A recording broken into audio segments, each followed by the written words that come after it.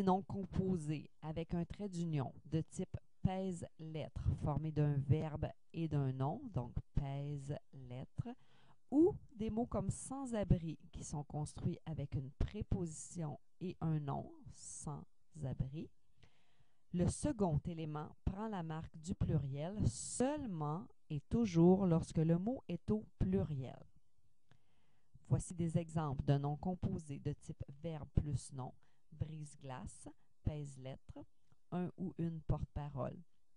Des exemples de prépositions plus nom, avant-veille, un après-rasage, un ou une sans-abri. Les noms composés de type verbe non ou préposition non sont très fréquents en français. Qu'arrive-t-il avec leur singulier et leur pluriel? On écrira au singulier un cure-dent sans S de la même façon qu'on écrit un bâton sans S. Au pluriel, on écrit des bâtons avec S, donc des cure-dents prendra un S. On applique donc aux noms composés la même règle morphologique du singulier et du pluriel que celle des noms simples. Un autre exemple, un brise-glace s'écrira sans S au singulier comme un navire et au pluriel, des navires prend un S, des brise-glaces prendra un S. S'il y a un seul objet, un seul bâton, un seul navire, on écrira un cure-dent, un brise-glace sans S.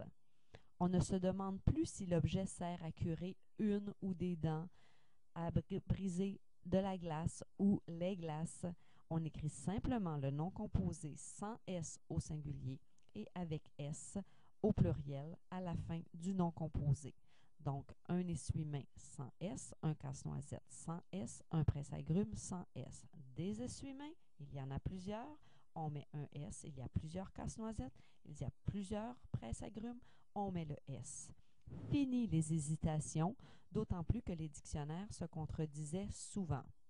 Cette règle permet de régulariser certains singuliers. Ainsi, un cure-ongle qui prenait toujours un S même au singulier, ce qui n'est pas habituel en français, s'écrira dorénavant sans S. Même chose pour un presse-fruits, un compte-gouttes, un ou une sans-papier sans S. Mais au pluriel, évidemment, la marque de pluriel sera présente. La règle permet aussi de régulariser des pluriels qui étaient invariables, comme après-midi. Dorénavant, on peut mettre un S comme on met un S à des matins ou des soirs.